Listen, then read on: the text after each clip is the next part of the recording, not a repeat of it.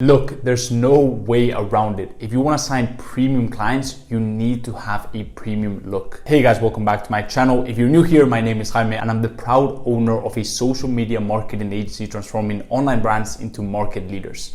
What I want to talk about in this video is branding, which is really a topic that I don't hear being talked about enough in the agency space. And it's actually something that I truly think can give you a massive edge both for existing agencies, if you already have your agency running, to really take things up a notch, as well as for those of you watching this video who are just starting out in the space or thinking of starting out. It's very important to have that branding component in place because it's honestly a very easy edge to get as soon as you start out. So I'm really excited for this video because I'm going to share with you actionable strategies that you can implement on your agency to take your brand into a whole new level so you can actually get access to those top tier clients that pay you way more, right? That you're more fulfilled by working with, and that give you incredible testimonials and case studies for your agency. So without further ado, let's get right into it.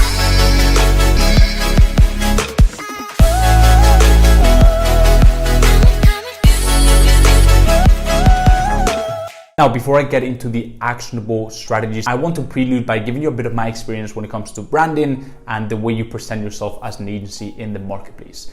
And what I've come to realize is that it's unfortunate that it works like this, but I've had so many clients come to our agency. And before us, they were with another agency, and this agency just could not get them results for their life. They just did not know what they were doing. The service delivery was so awful, right? But the branding was so on point. The way they presented themselves to the world, to the marketplace, and the way they carried themselves really gave them a massive edge. And it almost works like a flywheel because, once you have really good branding, right? Obviously the service delivery, and I'll talk about this in just a second, the service delivery is still king, right? That's still the main thing about the agency, as well as sales and outreach. But branding is gonna give you a massive edge, right?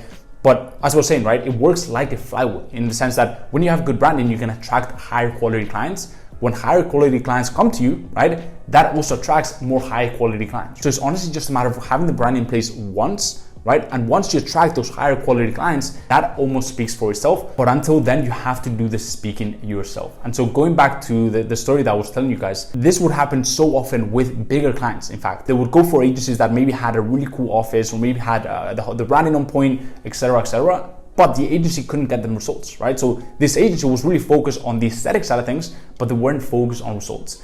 And what we want to do is have the right balance where, yes, we are a performance-driven, result-oriented agency, but at the same time, we're not like the typical social media marketing agencies that I see out there who have completely neglected the branding side of things. And if you do that, what I found is that it's going to be very hard for you to actually get bigger clients to even talk to you, right? Because they don't take you seriously. What do you think they're going to think when they see that your branding is not on point and you want to run ads which have a creative component to them, right? For them, it's definitely going to make your sale much harder. The final thing that I want to address before I get into the strategies are those people who just completely go against the branding side of things, right? They think that, I'm just going to focus on sales. And yes, I'm a massive proponent of that, right? And as I always say, you should be focusing 80% of your time on sales and outreach. But what I ask these people is, what is your favorite brand, right? What is a brand that you consistently buy from? Then I ask them, why do you buy from that brand? Many of these people will try to justify themselves logically, right? And they'll say, they have a really good ingredient, they have really clean ingredients, or I use the product all the time. And of course that is true, but you need to understand that we buy with emotion and we justify with logic. I'm sure that most of the brands that you absolutely love, that you consistently buy from, I'm talking maybe, Gymshark or Nike or Adidas, right? What they have done amazingly well is they've told a story through branding, right? They've created a movement around their brand. They've actually focused on building the brand. But not only that, when you're walking through a mall or you're doing grocery shopping and you're going to the supermarket and you come across brands that you've never seen, you will form an immediate opinion of these brands based on how they look, right? How they are presented. For example, alcohol brands do this amazingly well. Yes, I'm sure the alcohol is way more quality if you're buying Belvedere or a top quality brand, right? But the way they differentiate themselves is with the branding, right? The way the bottle looks, does it look premium? As well as obviously the story they tell through their advertising. And so by now you should understand the importance of branding, and you should also understand that yes, we're not building a brand ourselves, right? We are an agency. But at the same time, we need to make sure that our look and feel is on point and we brand ourselves in a way that actually empowers us and makes it easier to sell our service instead of making it even harder, which is what most agencies do. And so without further ado, let's get right into the strategies. The first thing that I want to talk about is the name of your agency. And I'm pretty happy with my name, Mogul C. But if I could go back and change something from the name, is I would actually get rid of media. And the reason why I say that is because most agencies have media after it, right? And so whenever a prospect sees Mogul C Media or X Media or whatever it is, right? Then they instantly connected with a service provider or a media agency. And if they have past trauma with any of those, especially for example, they had X Media running their agency, if they see an email from Y Media or Y Media trying to sell them on their service, they're gonna think back to X Media, especially because the names look similar. So if I were to go back and change something, I would probably get rid of media after the name. You guys don't have to, and this is not a must. But what I want you guys to take away from this strategy is make sure that you get creative with the name. It doesn't have to be whatever media. It could be a very startup inspired name. For example, if you take a look at Stripe or PayPal or even big brands like Nike, Adidas, these names don't actually mean anything. Instead, you give meaning to the name. So that is the first thing that I want you guys to consider, the naming, and I would ask you guys to get creative with it. The second thing is the domain. When it comes to the domain, I recommend that you get either a .com or a .es if you're in Spain, or .fr if you're in France, .co.uk if you're in the UK, .us if you're in the US. Just make sure that it's an extension that people can recognize, and I would stay away from, again, .media or .agency. There's a few weird ones. Not only is it pretty bad in terms of branding, but it also triggers a lot of red flags on inboxes, okay, and it triggers a lot of firewalls. So I would stay away from those extensions and would just stick to .com. Even .io works pretty well, or any national subdomain. So that is that for the domain side of things. The next point is dropping a big thumbs up. YouTube just loves when that thing turns blue, and I'd really appreciate it. So go ahead and drop a big thumbs up. And with that being said, let's get back into the video.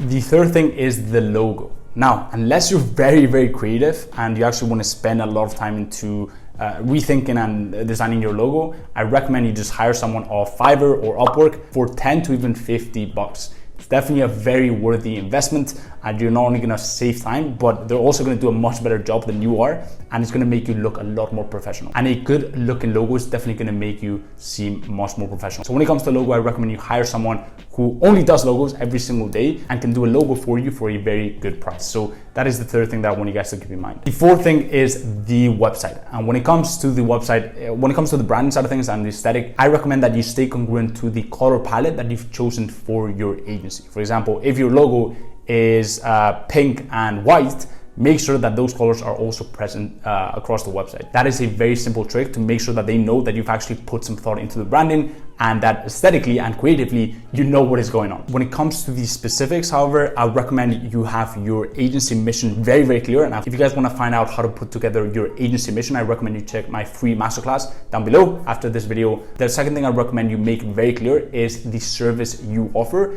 and your philosophy of how to go about it. Okay? And the third thing is the process you follow. What makes you different from other agencies out there? How is your process different? Maybe you have a very clear process to results. From the time they sign on, there's a very clear process to results and to launching that first ad. If you have that, for example, you can brag about it and make it very clear on the website the exact steps you take from them becoming a client to you starting their campaigns and launching their marketing strategies. So it's very important that you have those three things in place. Another thing that I would say about the process is that people love breakdowns. Number 1, number 2, number 3, number 4, or step 1, step 2, step 3. For example, that is how I structure my YouTube videos. That is how I structure my TikTok videos. That is how I structure my content, because having a clear structure makes it so much easier for people to actually digest and understand what you're trying to say. So I recommend that you break it down, you break down the process to results, which makes it very clear for the prospect, and it also helps them future project, which means they're able to see what they can expect from the partnership, and it makes them want it even more. The final thing that I will say on the branding side of things, and is one of the things that a lot of people don't consider as branding even, is the way you present yourself on calls, on videos, and on camera. So for example, if you're jumping on a sales call with a prospect, it's not only what you say on the call, right, but how you say it, so your tonality and the way you carry yourself, as well as lighting, as well as audio, right, your background. If for example, you jump on a call with a prospect and your bed is in the back, and it's completely unmade, your room is dirty, you have this broken earpods, it's really dark in the room, then you're shooting yourself in the foot. And that is obviously an exaggeration, but even little things like this where your lighting is on point, maybe your audio is very, very bad, maybe your camera quality is very poor.